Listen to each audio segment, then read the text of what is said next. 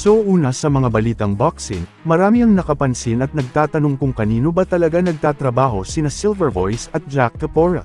Kay Casimero nga ba? Dahil ang mga boxers na dati nilang konektado tulad ni Champ Tapales at Jerwin Ancojas ay kapwa may laban, ngunit ang mas binibigyan nila ng hype para sa publicity ay si Cuadro Alas. Samantala, isang matinding dagok na naman ang tumama sa mga kritiko ni Casimero na paulit-ulit na sinasabing hindi raw niya kayang mahit ang timbang isang buwan bago ang laban.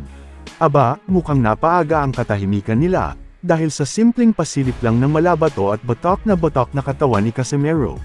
At syempre, hindi magpapahuli si Kuyalos, may pahabol pang banat na baka raw ang susunod na isisigaw ng bashers ay AI lang yan. Sana takaroon.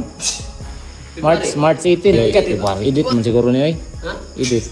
Sa kaugnay na balita, nag-ingay ang isang kilalang kritiko ni Casimero sa kanyang cryptic na banat. Hoy! Tumigil ka na sa paggamit dahil may paparating kang laban. Ngunit imbes na mensahe niya ang pagtuunan ng pansin. Mismong netizens na ang nakahalata sa kanyang kakaibang ekspresyon sa dila habang nagsasalita. Dahilan para siya pa ang naging sentro ng usapan sa social media. Uy, ayun na pagsuyop, uy, hapit yung dula, undangin na. Sa huling balita na sa 2025, kumita si Naoya Inoue ng kabuuang $62 milyon na galing sa kanyang mga laban. 7 milyon laban kay Cardenas, 9 milyon kay Kim, 19 milyon kay Akhmadaliev, at 25.7 milyon kay Picasso. Bukod dito, nakakuha rin siya ng $20 milyon mula sa mga endorsement kay His Excellency Turki Alalshak.